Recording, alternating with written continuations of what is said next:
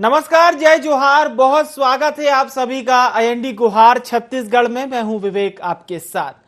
और अब हम बात करने वाले हैं, वैसे तो छत्तीसगढ़ में मिशन 23 के रण की यदि हम बात करें तो अगले साल है, लेकिन हमारी चर्चा में आज जो सीट शामिल रहेगी वो है भानु प्रतापपुर। कांग्रेस के लिए ये सीट उनका गढ़ भी कही जाती है। हालांकि कांग्रेस और छत्तीसगढ़ के लिए दुख का विषय ये रहा कि भानु प्रतापपुर से जो विधायक थे और छत्तीसगढ़ के विधानसभा उपाध्यक्ष थे, उनका निधन हो गया था। मैं मनोज मंडावी जी की बात कर रहा हूं। और उनके निधन के बाद से ही भानु प्रतापपुर सीट खाली हुई। लेकिन अब भानु प्रतापपुर सीट पर उपचुनाव होगा, जिसके लिए तारीखों की घोषणा भी हो चुकी है।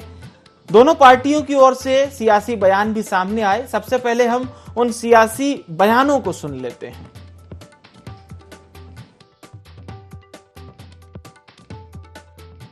पारिवारिक कारणों से बच्चों को देखते हुए, इनके क्षेत्र को देखते हुए मैं अपना स्वयं इस्तीफा दे दी हूँ।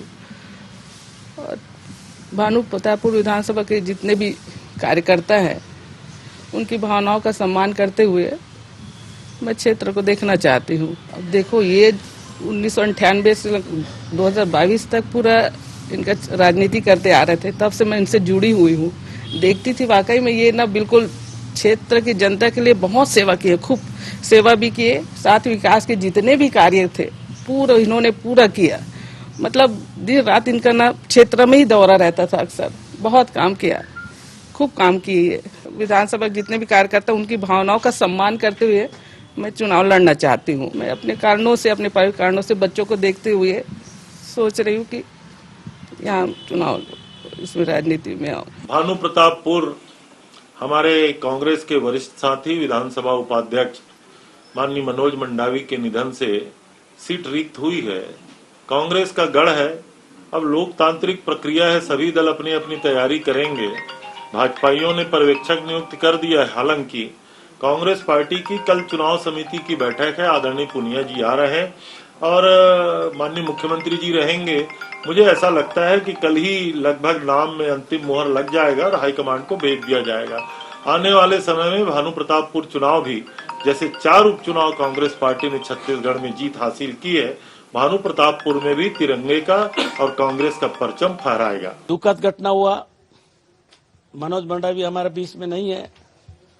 उसका चुनाव लेट होना था, लेकिन चुनाव आयोग ने जल्दी घोषित किया है। 10 तारीख से 17 तारीख तक फॉर्म भरना है। आज हमारा प्रदेश अध्यक्ष मोहन मरकम जी वहां पर कार्यकर्ता लोगों से रूबरू होगा, मिलेगा। बीजेपी वाला लगातार जा रहे हैं। ये प्रक्रिया है, जाना चाहिए। हमारा प्रदेश अध्यक्ष जाके कल आपके टीवी के माध्यम से देखा हूं, पुनिया साहब भी आएंगे, माननीय मुख्यमंत्री भी आज आएंगे।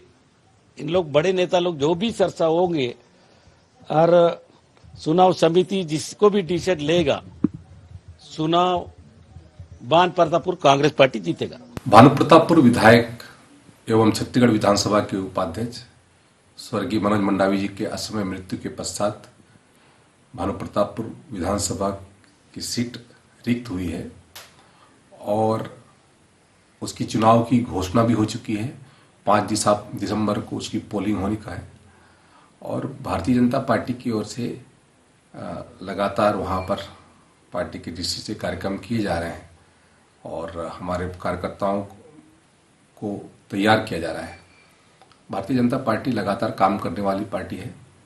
जहां तक प्रत्याशी का सवाल है, तो उसके लिए भारतीय जनता पार्टी में माननीय प्रदेश अध्यक्ष के मार्गदर्शन में वहां पर परीक्षकों की एक टीम घोषित की है, जिसमें हमारे वरिष्ठ नेता सम्मानित श्री रामविचार नेताम जी, हमारे माननीय श्री शिवरतन शर्मा जी, माननीय श्री संतोष पांडे जी और हमारे धमतरी के विधायक रंजना साहू जी, इनके माध्यम से वहां पर कार्यकर्ताओं से, वहां के हमारे पार्टी के पदाधिकारियों से रायशुमारी की जाएगी और जो उपयुक्त होगा उसको वहां का टिकट दिया जाएगा। तो ये कमोबेश लगभग हर नेताओं के बयानों में सुनाई देता है, लेकिन आपको और हमें भी पता है कि उपचुनाव के जब नतीजे हमने छत्तीसगढ़ के देखे तो किस तरह के सामने आए थे। खास मेहमान हमारे साथ चर्चा में जुड़ चुके हैं, उनका परिचय आपसे करा देता हूं। नितिन भंसाली जी हमारे साथ जुड़ चुके हैं, आप प्रवक्ता हैं कांग्रेस पार्टी के। साथ ही साथ हमारे साथ देवलाल ठाकुर जी भी जुड़ चुके हैं, आप प्रवक्ता हैं भारतीय जनता पार्टी के। और छत्तीसगढ़ के वरिष्ठ पत्रकार गंगेश द्विवेदी जी भी हमारे साथ जुड़ चुके हैं। सभी मेहमानों का बहुत स्वागत है। भंसाली जी, अगर उपचुनाव का थोड़ा सा इतिहास खंगाला जाए, खासतौर से 4 सालों का, तो वो कांग्रेस पार्टी के पक्ष में रहता है। भले ही चुनाव कैसा भी हो, गढ़ किसी का भी रहा हो, आप लोगों ने उस गढ़ को अपने हाथ से जाने नहीं दिया। तो क्या ये भानु प्रतापपुर जो पहले से ही आप ही का गढ़ था, हालांकि दुखद घटना हुई और उसके बाद ये सीट खाली हुई? देखिए, निश्चित तौर पर कांग्रेस जिस भी उपचुनाव में गई है 2018 के बाद अपने काम के आधार पे गई है। कांग्रेस ने जो कहा है वो किया है और इस आधार पर ही जनता ने जनादेश कांग्रेस को दिया है। अब जैसी की बात है भानु प्रतापपुर की, बहुत दुखद है।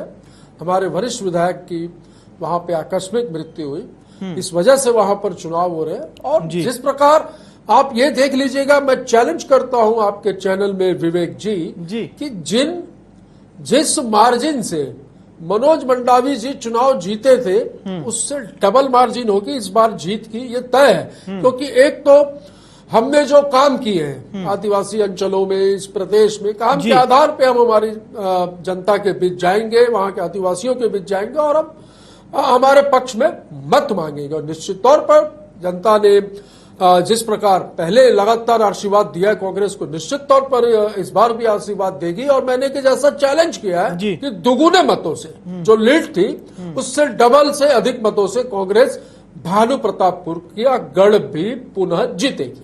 चलिए, मैं चूंकि आपने चैलेंज दिया है, अब इस चैलेंज को किस तरह से भारतीय जनता पार्टी एक्सेप्ट करती है समझने की कोशिश करते हैं। तो देवलाल जी, चैलेंज तो दे दिया गया है आपको, यानी भारतीय जनता पार्टी को, किस तरह से इस चैलेंज को लेंगे आप लोग? जी देवलाल जी, ये आपसे सवाल है। जी, भानु प्रतापपुर में उपचुनाव है, तो जैसे कि बता रहे हैं कि कांग्रेस वाले 2018 के बाद उपचुनाव को अपने कार्यों के भरोसे जीत रहे हैं। आदिवासी क्षेत्रों में कार्य किए हैं, इसलिए वो चैलेंज भी कर रहे हैं कि चुनाव जीतेंगे। मैं ये कहता हूं कि आदिवासी क्षेत्र में जो कार्य किए हैं इस समय तक 4 सालों में कांग्रेस, उसी के कारण कांग्रेस को ये चुनाव हारने का होगा। हार का मुंह सिर्फ आदिवासियों के कारण से कांग्रेस, चूंकि कांग्रेस के लिए ये लोगों ने जो कार्य किया है, अभी आदिवासियों के मन में एक आक्रोश है कि कांग्रेस को हराना है और आरक्षण को बचाना है। जिस प्रकार से इस कांग्रेस की सरकार में हम आदिवासियों का आरक्षण को 32% से 0% में ला दिया है, तो इसको समझना है कहीं न कहीं कि आदिवासियों के लिए कांग्रेस क्या कर रही है। रही बात भानु प्रतापपुर विधानसभा की, तो भानु प्रतापपुर विधानसभा में आप देखेंगे कि वहां के जल संसाधन, खनिज संसाधन, रेत खदानों को इस कदर इस कांग्रेस ने लूटा है। तो वहां के अच्छा देवलाल जी, आप अपनी बात कंप्लीट कीजिएगा। मेरा सीधा सवाल यही है, क्योंकि आदिवासियों का हक अधिकार में ठाकुर साहब सुनिए, तो आऊंगा मैं भंसाली जी आपके पास। ठाकुर साहब सुनिए, तो बहुत बार हम लोग डिबेट किए उपचुनाव के विषय में ही, अन्य बहुत सारे उपचुनाव, 4 उपचुनाव तो बिल्कुल कंठस्थ हैं और शायद 4 ही हुए। महत्वपूर्ण बात यही है कि भारतीय जनता पार्टी का दमखम दिखाई दिया। रमन सिंह जी ने बिल्कुल खैरागढ़ को तो एकदम नाक की लड़ाई हो गई थी, और जिस तरह के बयान आ रहे थे सामने, वो देख के लग रहा था कि बीजेपी भी पीछे नहीं है, कांग्रेस भी पीछे नहीं है। लेकिन जब रिजल्ट सामने आया तो फिर सबने देख लिया, दूध का दूध पानी का पानी। तो इस बार बीजेपी के पास क्या है एक्स्ट्रा माइलेज जो कांग्रेस को कहीं टक्कर दे सकता है? मैं तो कह रहा हूं ना, इस बार जो हमारे ये आदिवासी क्षेत्र में चुनाव है, रिजर्वेशन सीट में चुनाव है, और ये जो कांग्रेस ने कृत्य किया है आदिवासियों का आरक्षण समाप्त करने का, उस कृत्य की सजा देने का समय आ गया है आदिवासी समाज को, और इसकी सजा कांग्रेस को अवश्य देगी। सजा आदिवासी आपको दे चुका है। 2018 के चुनाव में बंगाली जी, आप भी बात नहीं होगी। पाप आप लोगों ने किया, उसको ठीक करने का ठीक है, काम ठीक है। कर बंगाली जी, सुनिए तो। 30% आरक्षण आदिवासियों को देने के लिए कांग्रेस प्रतिबद्ध है। नितिन जी, सुनिए तो। आदिवासी आरक्षण पे बात आ रही है, इनको पूछिए इन्होंने क्या किया। चलिए, मैं पूछूंगा। जी जी जी, ठीक है, सुनना ठीक पड़ेगा। है, ठीक है। कांग्रेस के लोगों को ये सीख लेनी पड़ेगी कि आदिवासी अंचल के पैसों का दोहन आप कर रहे हैं, यहाँ के खदानों को लूट कर ले गए। यहाँ पर आप देखेंगे कि बहुत सारे खनन क्षेत्र हैं, भैया वहाँ के ट्रांसपोर्टरों को वहाँ के भागवत। चलिए, मैं गंगेश जी से जानने की कोशिश करता हूँ। आप दोनों के पास एक बार फिर से मैं लौटूंगा। गंगेश जी, आपको किस तरह से नजर आ रहा है भानु प्रतापपुर खैरागढ़ से कितना अलग रहेगा, मरवाही विधानसभा से कितना अलग रहेगा? क्योंकि ये मैं नाम इसलिए ले रहा हूं क्योंकि उपचुनाव में हमने यहां संघर्ष देखा है किस प्रकार से, और मैं कांग्रेस की कोई बड़ाई नहीं कर रहा, लेकिन सर 4 उपचुनाव में भले ही बीजेपी खैरागढ़ में तो ऐसा लग रहा था कि अच्छा खासा मार्जिन हासिल करेगी, लेकिन एकदम से पूरा गेम वहां पर बदल गया। कोई ऐसा नहीं है कि कांग्रेस ने बहुत बड़े प्रत्याशी को उतारा, लेकिन उसके बावजूद कांग्रेस की वहां पर जीत हुई। बिल्कुल जी गंगेश जी। निश्चित तौर पर खैरागढ़ उपचुनाव से ये चुनाव इसलिए ज्यादा अलग है क्योंकि मनोज मंडावी बहुत सीनियर लीडर थे कांग्रेस के जी, और वो उनका एक उनकी अपनी लोकप्रियता थी उस क्षेत्र में। उनकी लगभग अभी हालांकि घोषणा नहीं हुई है, लेकिन ये माना जा रहा है मोटा मोटे तौर पे कि उनकी पत्नी को ही टिकट मेरे ख्याल से फाइनल मिलेगी टिकट जी। तो सबसे बड़ी बात उस सीट पे सबसे ज्यादा जो कांग्रेस को फायदा होने वाला है इसमें, वो सहानुभूति की लहर, सहानुभूति की लहर का जो सबसे अधिक फायदा कांग्रेस को होगा। और इसलिए जो दावा कर रहे हैं, मुझे उस दावे में दम लग रहा है कि जो सहानुभूति की लहर है, उनकी जो उस क्षेत्र में लोकप्रियता थी, उसके हिसाब से मुझे लगता है कि कांग्रेस को अच्छी लीड वहां मिलेगी। रही बात भाजपा की, भाजपा को दम लगाने की जरूरत है वाकई में। एक तो ये आदिवासी आरक्षण का जो मुद्दा इन लोग उठा रहे हैं, वो एक अच्छा मुद्दा है, क्योंकि हालांकि इसमें दोनों ही पार्टी को, मैं ये नहीं मानता किसी एक पार्टी की गलती, इसमें दोनों ही पार्टियों की गलती इसमें सामने आ रही है, क्योंकि सही समय पर कोर्ट में तथ्य पेश नहीं किए गए, इसलिए कोर्ट ने आदिवासी आरक्षण के मामले को खारिज किया जी। पिछली सरकार में जो समिति गठित हुई थी, उसमें हम लोग पहले भी चर्चा कर चुके हैं जी जी, वो एक वजह है जी। इसके अलावा जी कुछ और मुद्दे हैं जिनको लेकर कांग्रेस भाजपा को जाना पड़ेगा कांग्रेस के मतलब जनता के बीच। खासतौर पे सरकार, कांग्रेस सरकार की जो प्राथमिकता रही है, वो किसानों के लिए जो इन्होंने योजनाएं बनाई जी, नरवा घरवा घुरवा बाड़ी, और आप कहना चाहिए बोनस दे रहे हैं धान का, ये लगातार जो चीजें हिट कर रही है, लगातार इनके ग्राफ को बढ़ा रही है, और जनता के बीच, ग्रामीण जनता के बीच अच्छा संदेश है और अच्छा रुझान है ग्रामीण जनता का उनके। लेकिन यहाँ पे कांग्रेस कहीं ना कहीं इंफ्रास्ट्रक्चर डेवलपमेंट में पीछे रह गई है, तो ये एक बड़ा मुद्दा भाजपा के लिए हो सकता है। तो इस तरह से कुल मिला के, और जैसे कि आप खुद ही बोल रहे हैं कि सामान्य तौर पर देखिए क्या होता है, किसी भी चुनाव में, खाली छत्तीसगढ़ की बात नहीं, किसी भी देश, किसी भी उपचुनाव में रूलिंग पार्टी को माइलेज मिलता है, क्योंकि सामान्य तौर पर जनता जानती है कि अगर विरोधी पक्ष पार्टी के कैंडिडेट को लाएंगे तो अगले जब तक सरकार रहेगी विकास बहुत अच्छे ढंग से नहीं हो पाएगा, हमेशा कशमकश की स्थिति बनी रहेगी। तो एक ये भी बड़ा कारण है कि जनता जो है कांग्रेस को फिर से जिता सकती है। चलिए, ये अहम बात आपने बोल दी, और कहीं ना कहीं नितिन जी हो या ठाकुर साहब हो, वो इस बात को अच्छे से समझते होंगे। नितिन जी का हम रुख करते हैं। नितिन जी, देवलाल जी तो साफ तौर पर ये कह रहे हैं कि इनिशिएटिव लेने के लिए भले ही कांग्रेस को फायदा मिल सकता है, लेकिन इस बार कुछ ऐसा होता हुआ दिखाई नहीं दे रहा है फिलहाल उनको। देखिए, मोदी जी ने हर चीज पे तो टैक्स लगा दिया है। विवेक जी, सपना देखने पर टैक्स नहीं लगाया, इनको सपना देखने दीजिए। मैं तो चैलेंज कर रहा हूं ना, मेरी चैलेंज एक्सेप्ट कर ले, फिर से बुला लीजिएगा नतीजों के दिन जी। डबल मार्जिन से चुनाव जीतेंगे भानु प्रतापपुर का। और क्यों जीतेंगे, उसकी वजह है काम किया है मनोज मंडावी जी ने। वहां पर जमीन पर काम किया है, कि जमीनी नेता थे, लोकप्रिय नेता थे, और उनके सपनों को पूरा करना, उनके अधूरे कामों को पूरा करना, ये भी तो कांग्रेस का कर्तव्य है, क्योंकि वो कांग्रेस के एमएलए थे। और रहा सवाल आदिवासियों को उनकी जमीन वापस करना, बंद स्कूलें खोलना, इनके बीजेपी के शासनकाल में 6 प्रकार की लघु वनोपज वनोपज की खरीदी होती थी, हम 65 प्रकार के लघु वनोपज की खरीदी कर रहे हैं। वहां पर नक्सलवाद देखिए किस तरीके से सिमटा है। जो 3 ब्लॉक तक जो नक्सलवाद था वो भाजपा के शासनकाल में 14 जिलों तक पहुंचा, उस पर कंट्रोल हुआ है, विकास हुआ है। और निश्चित तौर पर भानु प्रतापपुर, मैं फिर से दावा करता हूं, हम डबल मार्जिन से जीतेंगे हमारे कामों को लेकर। बार बार आदिवासी आरक्षण की बात उठ रही है, आपके चैनल में भी उठी और मेरे साथी प्रवक्ता ने भी उठाए, तो इसका भी जवाब ये है कि इनके पाप को हम धोने का काम कर रहे हैं, उसको ठीक करने का काम कर रहे हैं। कांग्रेस जो है वो आदिवासियों को 32% आरक्षण देने के लिए प्रतिबद्ध है। सुप्रीम कोर्ट तक हम गए हैं, हमारी लड़ाई जारी है। माननीय मुख्यमंत्री जी ने कहा है जरूरत पड़ी तो इसके लिए विधानसभा का विशेष सत्र भी बुलाया जाएगा और अध्यादेश भी लाया जाएगा। इसलिए आदिवासी भाइयों को बिल्कुल भी चिंता करने की जरूरत नहीं है और इनकी कोई भी जुमले में आने की आवश्यकता नहीं है।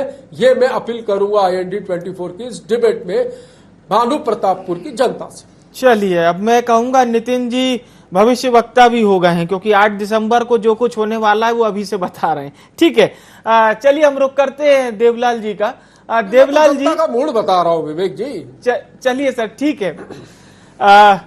अभी से नतीजे बता दिए ठाकुर साहब, बंसाली जी ने पूरा क्लियर कह रहे हैं कि भाई विकास की जीत होगी। अभी तक उनके अकॉर्डिंग उन्होंने वहां पर विकास किया है और यही विकास के बल पर जनता कांग्रेस को जिताएगी। बीजेपी किस तरह से जनता के बीच में जा रही है, क्या कुछ अहम आपके मुद्दे रहेंगे? देखिए, इनका काम है बोलना, कांग्रेसियों का काम है बोलना। मैं बोल रहा हूँ उसमें इनको रोक के रखिएगा। मैंने ध्यान से सुना है जी, जो मैं आपको बातें बता रहा हूँ आरक्षण के विषय में जी। इनको मालूम होना चाहिए कि जब भी उच्च न्यायालय किसी अधिसूचना को रद्द करता है तो उस अधिसूचना के रद्द होने के बाद उस प्रदेश की जितनी भी पीछे की भी अधिसूचना है वो भी रद्द हो जाती है। हाई कोर्ट ये हो या सुप्रीम कोर्ट हो, किसी वर्ग का आरक्षण तय नहीं करता कि किसका कितना प्रतिशत होगा। उसका आरक्षण राज्य की सरकार तय करती है कि किस वर्ग का कितना प्रतिशत आरक्षण होगा। आज इस सरकार ने काम नहीं किया, इसलिए यहाँ के महामहिम राज्यपाल को आदिवासियों के पक्ष में हस्तक्षेप करना पड़ा कि आप अध्यादेश कब ला रहे हैं, अधिसूचना जारी कब कर रहे हैं कि आदिवासियों का आरक्षण कितना प्रतिशत रहेगा। एक बात हो गई है। दूसरी बात, मनोज मंडावी हमारे आदिवासी नेता थे और आदिवासी समाज के पक्षधर थे। कहीं वो आज जीवित रहते और इस तरीके के उपचुनाव होता तो अपना मत भी वो कांग्रेस को नहीं देते, भारतीय जनता पार्टी को देते। वो 32% आरक्षण के साथ भारतीय जनता पार्टी को मत करते। पर वो थे तो कांग्रेस पार्टी, समझ लीजिए। और इनके जो लोग क्या बोल रहे हैं, इनके जो मुख्यमंत्री है वहां पर तेंदुपत्ता संग्राहक परिवार के लोग रहते। चलिए ठीक है, आपको ये नजर आ रहा है जी जी। 800 रुपए देते थे, अच्छा बात बताया आपने। 4000 रुपए प्रति मानक बोरा दे रहे हैं हम, उसमें भी वृद्धि की है। देवलाल जी सुनिए, तो आदिवासी खुश है और नाराज है। नितिन जी आप अपनी बात रखिएगा। देवलाल जी, एक सवाल केवल और केवल ये आपसे रहेगा कि भारतीय जनता पार्टी किस मुद्दे को लेकर भानु प्रतापपुर में जा रही है? देवलाल जी, भारतीय जनता पार्टी किस मुद्दे को लेकर भानु प्रतापपुर में जा रही, केवल ये बता दीजिए।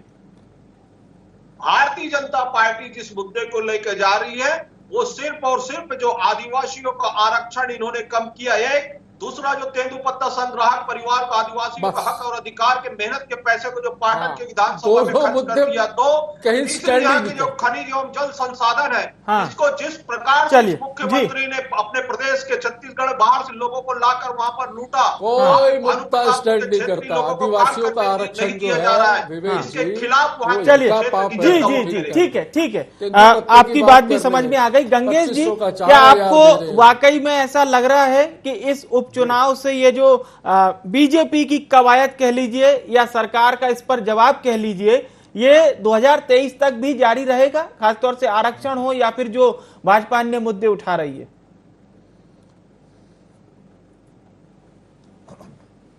देखिए, आरक्षण का जो मुद्दा है सुप्रीम कोर्ट में जाके जितने जल्दी हो सके सरकार को प्रतिबद्धता अपनी दिखा रहे, सरकार को 32% आरक्षण के लिए क्वांटिफाइड डाटा पेश कर देना चाहिए। और कोशिश ये करना चाहिए कि 2023 चुनाव के पहले ये फैसला आ जाए और आरक्षण प्रदेश में लागू हो जाए, तो उसका बहुत बड़ा फायदा कांग्रेस को मिलने वाला है। नहीं तो फिर भाजपा भी पार्टी है, राजनीतिक पार्टी है, वो इसको एक मुद्दा बना के देखिए, अभी चुनाव में जा ही रहे हैं लोग भानु प्रतापपुर में, इसको लेकर वो पूरे बस्तर में घूमेंगे, पूरे सरगुजा क्षेत्र जितने आदिवासी क्षेत्र वाले आदिवासी बेल्ट है, 32 सीट है अपनी आदिवासी की विधानसभा में, तो 32 सीटों में लोग घूम कर इस पे इस मुद्दे को जीवित रखने का भरपूर ताकत लगाएंगे, प्रयास करेंगे, क्या पूरी ताकत लगा के इस मुद्दे को जनता के बीच रखने का प्रयास करेंगे, आदिवासियों के बीच रखने का प्रयास करेंगे। अब ये है कि दोनों पार्टियों में से जो सही मैसेज देने में सफल हो गया उसकी जीत होगी। आपको छत्तीसगढ़ में क्या इस मुद्दे पर कोई पार्टी बैकफुट में नजर आ रही है फिलहाल, या दोनों पार्टियां फ्रंट फुट पर हैं इस मुद्दे पर? नहीं, दोनों ही पार्टियां फ्रंट फुट पे हैं। देखिए, दोनों जैसे ये दावा कर रहे हैं कि मतलब भाजपा दावा कर रही है कि कांग्रेस ने की गलती से चला गया आरक्षण, है ना, तो वही कांग्रेस का दावा है कि इनकी गलतियों को हम ढो रहे हैं जी। सही मायने में तो दोनों से गलतियां हुई हैं।